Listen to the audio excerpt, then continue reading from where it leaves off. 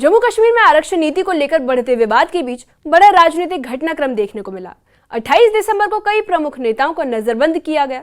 छात्रों द्वारा आरक्षण नीति में बदलाव की मांग को लेकर शांतिपूर्ण धरना प्रदर्शन से पहले प्रशासन ने एहतियातन कार्रवाई करते हुए कदम उठाया था।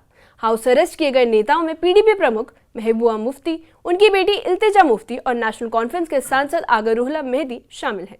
आगा रूहुल्लाह को बडगाम स्थित घर पर नजरबंद किया गया, जहां पुलिस बल की भारी तैनाती की गई है और नेताओं का आरोप है कि सरकार आवाज उठाने से रोक रही है, जबकि प्रशासन का कहना है कि कानून व्यवस्था बनाए रखने के लिए कदम उठाया गया है। अब छात्रों की गिरफ्तारी और डराने धमकाने के आरोप भी लगाए गए हैं।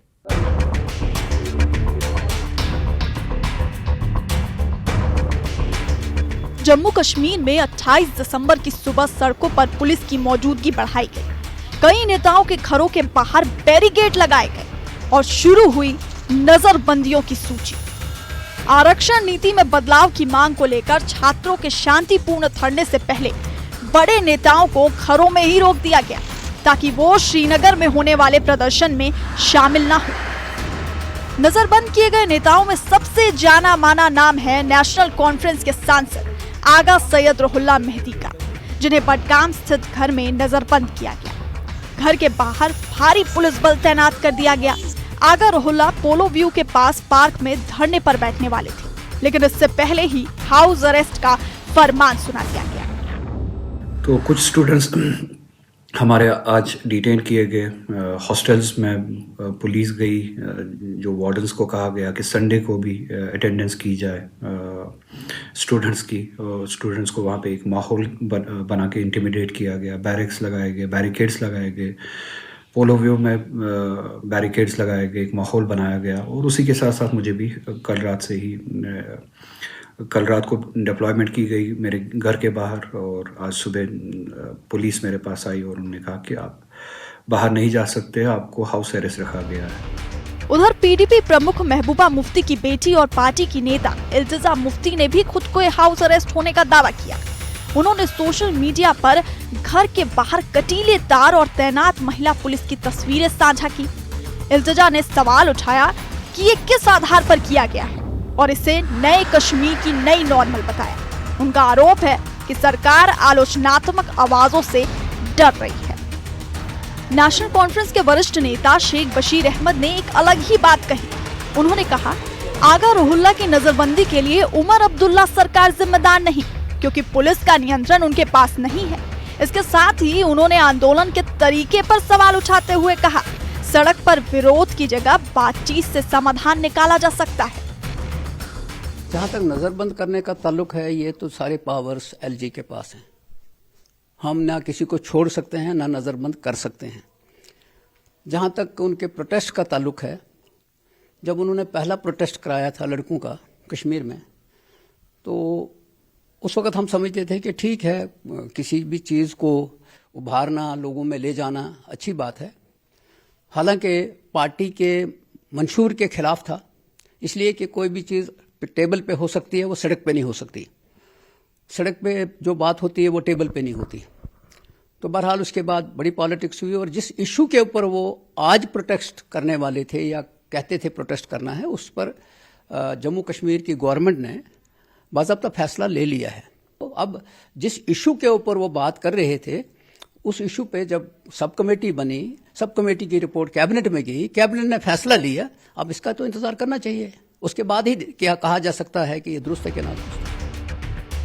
वहीं पीडीपी नेता आगा सैयद मुंतजर मेहदी ने आरक्षण मामले पर बयान दिया। उन्होंने कहा कि सरकार ने छात्रों के साथ धोखा किया है। छात्र इस धोखे के खिलाफ विरोध करना चाहते थे, अनुमति नहीं दी गई और नेताओं को नजरबंद कर दिया गया।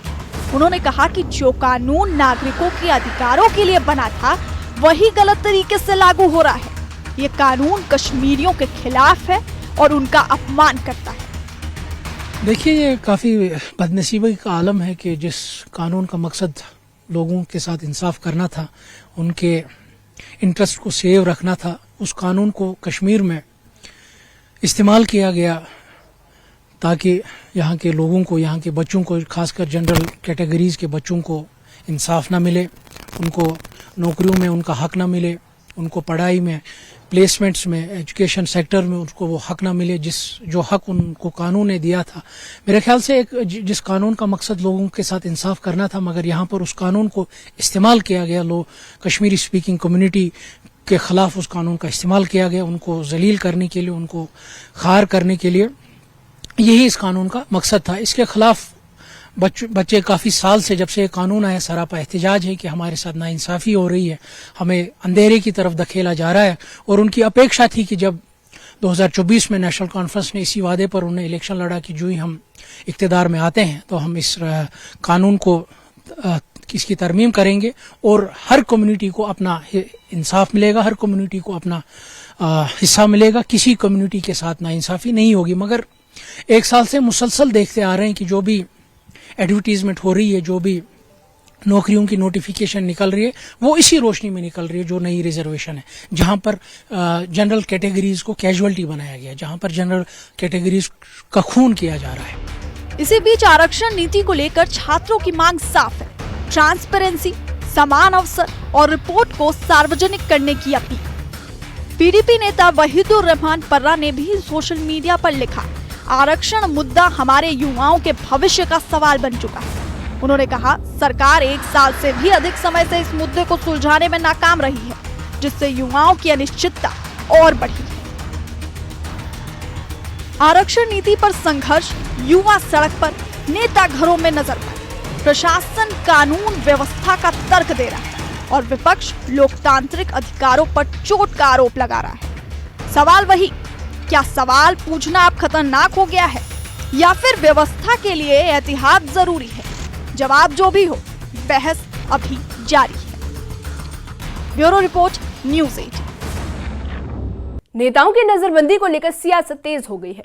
पीडीपी और नेशनल कॉन्फ्रेंस के नेताओं ने इसे लोकतांत्रिक अधिकारों का हनन बताते हुए कड़ा विरोध दर्ज कराया, जबकि प्रशासन इसे एहतियाती कदम करार दे रहा है।